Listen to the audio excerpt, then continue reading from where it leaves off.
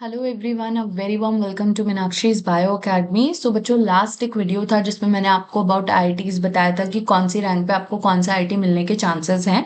तो in this session we will discuss about rank versus IISc, मतलब आपका rank कितने से कितने तक है कि आपको इंटीग्रेटेड कोर्स में अप्लाई करना चाहिए, लाइफ साइंसेज में अप्लाई करना चाहिए, वो हम इस सेशन में डिस्कस करने वाले हैं क्विकली। ओके, सो अगर आप लोग को सेशन अच्छा लगता है तो आप सेशन को लाइक करिए, कमेंट करिए एंड शेयर करिए। एंड चैनल पे अगर आप फर्स्ट टाइम आए तो do subscribe this channel. Okay, चलिए। सो पहले हम बात करेंगे एमएससी इंटीग्रेटेड एमएससी पीएचडी की लिस्ट के बारे में। ठीक है, तो अगर मैं 2024 की बात कर रही हूँ और मैं यहाँ पे जैम से बात कर रही हूँ, ठीक है, तो अगर आपने आईटी जैम में अगर बायोटेक्नोलॉजी की हम बात करेंगे, आपका जो रैंक गया है वो गया है अराउंड 75, है ना। मतलब कि 75 इज द कट ऑफ, कि 75 से अगर आपका रैंक 76 है तो आपको आईआईएससी से कॉल नहीं आएगा for the interview if your rank is 75 और लाइक बिलो 70, राइट। 50, 1, 2, 3, 4 टिल 75 तक अगर आपका रैंक है तो आपको आईआईएससी में इंटीग्रेटेड एमएससी पीएचडी में आप अप्लाई कर सकते हैं और आपको यहाँ पे फॉर द इंटरव्यू कॉल आएगा। वहीं पे ओबीसी के लिए इट वाज 200, एससी 700, एसटी 4000 तक आप देख सकते हो, राइट। तो यहाँ पे ईडब्ल्यूएस के लिए it is 150 and pH it is 200। PH का आप देखोगे 200। ये ऑलमोस्ट जो है केमिस्ट्री, मैथ्स, मैथमेटिक्स, फिजिक्स सभी का जो रैंक है वो सेम गया है। जनरल वालों का 75 है। अगर आपका 75 से हायर रैंक गया है देन आपको नहीं मिलेगा, कॉल ही नहीं आएगा इंटरव्यू के लिए। ठीक है, ओके। चलिए, अब यहाँ पे एक बार थोड़ा सा और देख लेते हैं। ये जो अभी हम बात कर रहे हैं ये इंटीग्रेटेड एमएससी पीएचडी की बात कर रहे हैं, ठीक है। इंटीग्रेटेड कोर्स है, this is not just MSc, integrated MSc PhD. तो अगर वहीं पे हम 2023 की बात करते हैं तो 2023 में बायोटेक्नोलॉजी के लिए इट वाज 71, ओबीसी के लिए 119। तो मतलब इससे कम रैंक है, मतलब कि 70 है, बिलो गया है, 50, 60 इस रेंज में है, तो आपको यहाँ पे एडमिशन जो है मतलब इंटरव्यू के लिए कॉल आएगी। तो आप ये रैंक देख सकते हो। फिर अगेन अगर हम 2022 में जाते हैं, सो इट वाज 20, काफी कम गया था। देखो डिपेंड करता है नंबर ऑफ सीट्स के ऊपर भी, है ना। 21 में इट वाज 40 एंड आपका अगर आप देखोगे 2020 में इट वाज 30। तो ये जो रैंक अभी मैंने आपको बताई है ये कट ऑफ रैंक है ना। इससे अगर हायर जाएगा तो आपको नहीं मिलेगा। मतलब कि अगर आपका रैंक लेट से मैम मेरा रैंक 80 आया है तो क्या मैं अप्लाई करूं? नो, है ना। मतलब कि अप्लाई तो आपने ऑब्वियसली किया है, कि आपको कॉल आएगा फॉर इंटरव्यू? नहीं आएगा। अगर आपका जैसे इस केस में अगर आपका रैंक लेट से 25 आया या 21 आया तो मैम मुझे कॉल आएगी क्या? नहीं आएगी, ठीक है। तो यहाँ पे ये थोड़ा सा आपको ध्यान रखना है। ये जो है कट ऑफ नहीं है, मतलब इससे ज्यादा आएगी तो आपको ऐसा नहीं मिलेगा। ये रैंक के बेसिस के ऊपर है। अगर आपकी रैंक 71 से लाइक 70 है, 68 है, 69 है, 50 है, तो आपको यहाँ पे जो है कॉल आएगा फॉर द इंटरव्यू।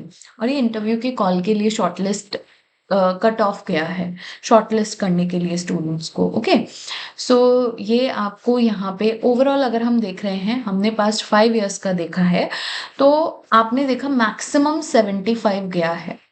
बट हम ये कहते हैं, अगर मैं जनरल कैटेगरी की बात करती हूँ, अगर मैं जनरल कैटेगरी की बात करती हूँ, तो अगर आपका रैंक 1 से लेकर के 100 के बीच में है ना, या फिर यूजुअली 100 तक मैं मैक्सिमम लेकर चलती हूँ। वैसे तो 75 गया अभी तक, बट फिर भी मैं 100 लेकर चलती हूँ। तो आप यहाँ पे अप्लाई कर सकते हैं इंटीग्रेटेड एमएससी पीएचडी के कोर्स में, क्योंकि अगर आप सिर्फ एमएससी लाइफ साइंस में जाएंगे ना, वहां पे तो 100 तक तो चांस ही नहीं है, ठीक है। और ओबीसी में फिर 200, तो ओबीसी में मैं बोलूंगी 200 से लेकर के इवन 220, 230 वाले स्टूडेंट्स भी अप्लाई कर दो, है ना। वैसे तो कट इतना ज्यादा जाता नहीं है, बट स्टिल आप लोग एक बार कर सकते हो, अप्लाई कर सकते हो। कॉल नहीं आया कोई बात नहीं, पर अप्लाई तो करके देखो। क्या पता अब यहाँ पे इस बार 200 गया है तो हो सकता है कि थोड़ा हायर चला जाए, है ना, इस बार। एससी में 720 है, तो एससी में अगेन 600 700 तक वाले बच्चे कर सकते हैं। एसटी में इट इज 4000, ये इस बार ही जो है 4000 गया। बाकी अगर आप यहाँ पे देखेंगे तो इट इज 4290 है ना, यहाँ पे 2532 627, राइट। तो अगर आपका रैंक जो है, अगर हम लास्ट 2 years का ही देखते हैं, so if your rank is still like 3000 4000 तक है तो भी आप अप्लाई कर सकते हो। एंड फॉर ईडब्ल्यूएस में मैं बोलूंगी 150 टू 200 रैंक तक वाले बच्चे जो हैं ईडब्ल्यूएस वाले, वो इंटीग्रेटेड कोर्स में अप्लाई करें। तो जनरल वाले 1 to 100 रैंक वाले अप्लाई करो, ओबीसी वाले 200 टू 220 वाले तक के बच्चे अप्लाई करेंगे।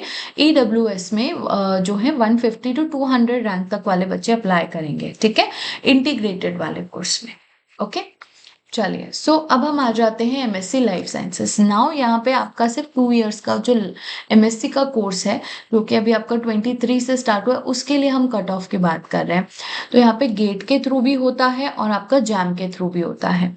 तो अगर मैं जैम के थ्रू देखती हूँ तो बायोटेक वाले जो हैं, है ना, तो ये 23 का कट ऑफ है। यहाँ पे जनरल की रैंक जो गई थी 100 गई थी, तो 100 और 100 से लेस, लाइक 1 to 100 के बीच वाले जो बच्चे हैं उनको इंटरव्यू के लिए कॉल आया है। ओबीसी में, ईडब्ल्यूएस और ओबीसी में अराउंड 150, एससी में 500, एसटी में 500, पीएच में 100 एंड केएम में भी 100।